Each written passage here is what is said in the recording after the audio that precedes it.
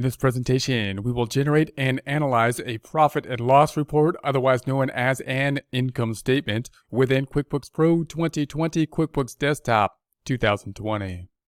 Here we are in our Get Great Guitars file. We currently have the Open Windows open. You can open the Open Windows by selecting the View dropdown and the Open Windows list. We're now going to go to our favorite reports. We looked at the balance sheet last time. The other favorite report is the profit and loss report. These are the most important two reports. These are in essence the financial statement reports. All other reports will in some way generally support these two reports, the balance sheet and the income statement, otherwise known as the profit and loss.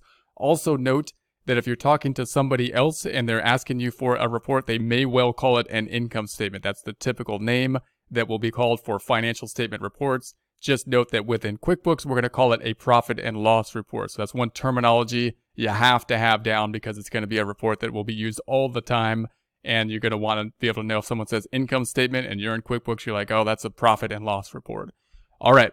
So we're going to go up top. We're going to go to the reports drop down. We're going to go to the company and financial. Then we have the profit and loss standard right up top. So we're going to select the profit and loss standard. We're going to change the dates up top. Notice we do have two dates as opposed to what we saw on the balance sheet where we only had one.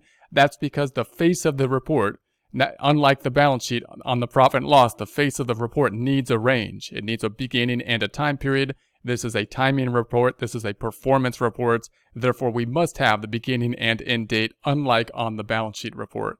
So if we then have the beginning, we're going to say 01/01/202, 12/31/20. That's going to be January through December 2020. So then we have our basic setup of the profit and loss report. I'm going to do the similar thing we did with the balance sheet, which is to collapse everything we can and then go through this thing one thing at a time. So I'm going all the way down. I'm just going to select all the triangles all the way up. I'm going to collapse the other income. I'm going to collapse this item. Collapse the expenses, collapse the cost of goods sold, collapse the income, and then collapse the ordinary income and expenses. So when it gets down to everything being collapsed, we're left with then the ordinary income and expenses and the other income and expenses. These are the primary two categories because really with the profit and loss or the income statement, you can categorize everything in essence into two things. Either their income or revenue, it might be called, revenue, income. QuickBooks typically uses income. Other people will probably use revenue. And then we have the expenses. And in the expenses, we might have other subcategories of expenses within it, like cost of goods sold and whatnot. But in essence, revenue minus expenses is going to be the net income, which is the bottom line. In this case, a loss for this particular time period. That's going to, so what the income statement is often quite long, however, because there's often a lot of expenses. And therefore, the income statement can be quite long. But just remember that it's really in that format, revenue minus expenses. Now, we can complicate that format a lot by then adding subcategories of things like revenue and expenses, which makes sense in situations, but it can be complicating things as well. So just remember, all that's happening typically with the income statement generally is some other kind of organization of the basic formula of revenue minus expenses or income minus expenses. Now here, the major two category groupings within QuickBooks for the profit and loss is going to be ordinary income and expenses. Those are the things that are going to be in our ordinary business. These are going to be our normal operation types of things. The reason we want them grouped here is because we can have income minus expenses for the ordinary operations, and that's going to be something that hopefully will predict our ordinary operations in the future. Then we have the other income and expenses down below. We put them on the bottom because these are things we don't consider to be part of our normal operations, and we want to think about the activity that happens in them kind of separate. So we can say, hey, look, this is how the normal operations are going. This is how that kind of other stuff that's either doesn't happen all the time, it's kind of rare, or things that we don't consider as part of our main operations. All right, so let's open up then the ordinary income and expenses, where we start off with the income. Once again, we're opening these up by type. So when I say type, we can see that more clearly if we go to the lists drop down up top and we go to the chart of accounts. So lists, chart of accounts. If we scroll down, remember this is in order by type. The type is going to be in order by balance sheet accounts first, assets, liability, then equity. Then we have the income statement accounts, including income, cost of goods sold, which is an income type of account, and expenses.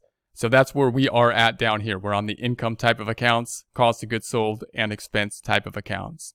Then if we go back to the profit and loss report, so back to the profit and loss report, this subcategory then is the income, all income type of accounts. If I hit the triangle, then these are all the accounts that have been set up as an income type of account, as the type of income.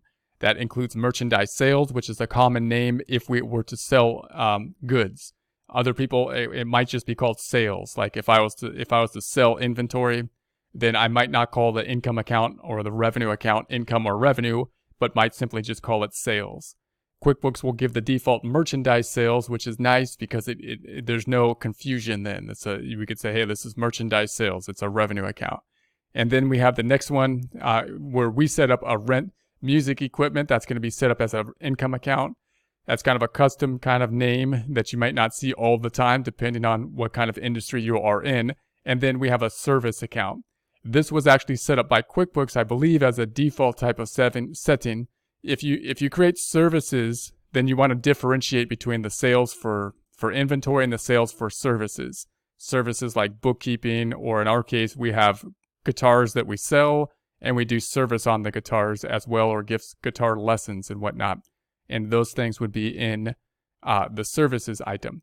Now, if you're a bookkeeper or something like that, they might call the service income something like fees, because that's another name for basically fees that you will have. Fees is a good thing in this case because it would be our revenue account. This is going to be income coming in for us. Note that these accounts are driven by, if we go back to the forms section over here, they are driven by the creation of invoices and the creation of sales receipts. So when we earn revenue, we enter that generally into the system with the creation of an invoice or the creation of a sales receipt. We'll talk more about that part of it once we get to the data entry portion. But if we go back to the profit and loss and you were to open any of these by double clicking and zooming into them, you would see they're created by either invoices or sales receipts.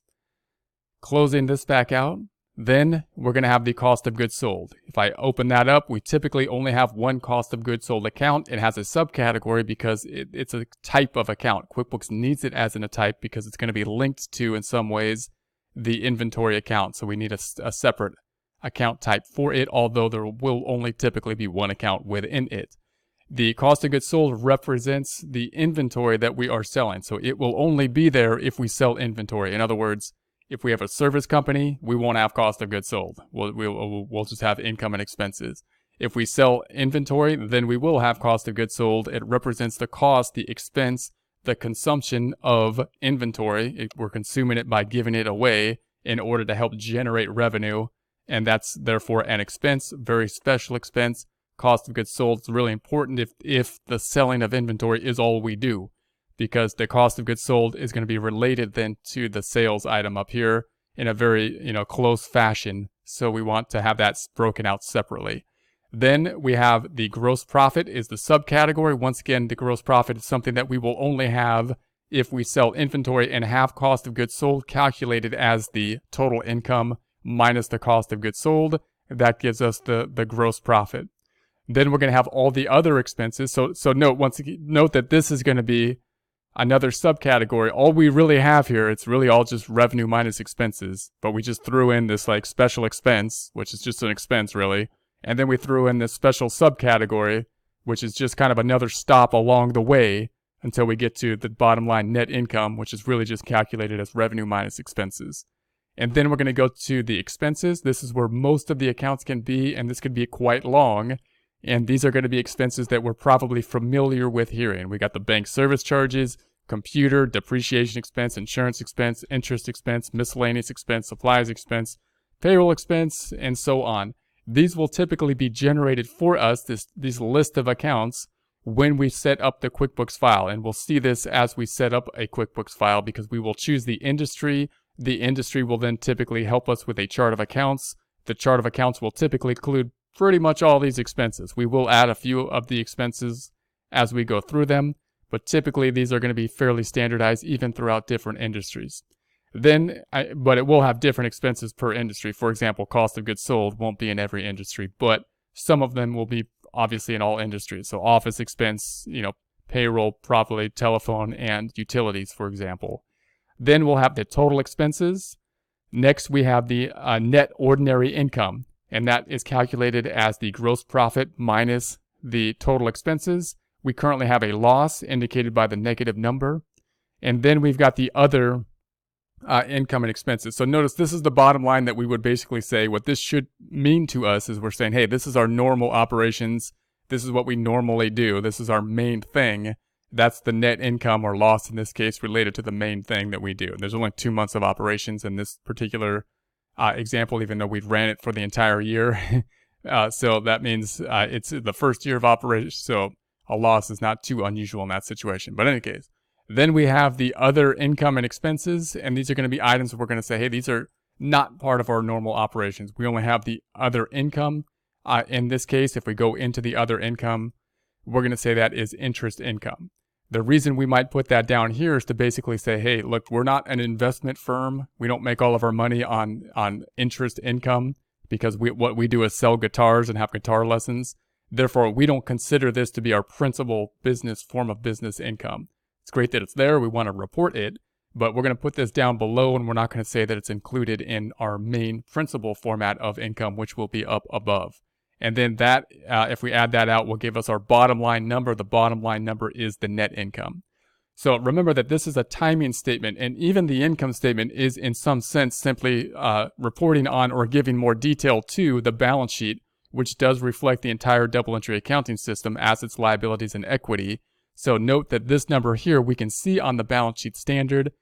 So let's just check that out to see how that works. If we go to the reports up top and we go to the company and financial and scroll on down to our favorite balance sheet standard report and change the dates up top to 12/31/20. That's all we need. Scroll down, we'll see that 1063.08 here. So in other words, the entire income statement is really part of equity. It's part of where we are at this point in time. And QuickBooks actually shows us that by putting the net income here on the balance sheet. So there is the net income. If we want more detail about the equity section, how did we get to this point in time? Then we go to the timing statement that's going to give us more of the story. That then the profit and loss, go into the profit and loss, breaking out what actually happened in terms of categorization of income and expenses to get to that bottom line number, net income.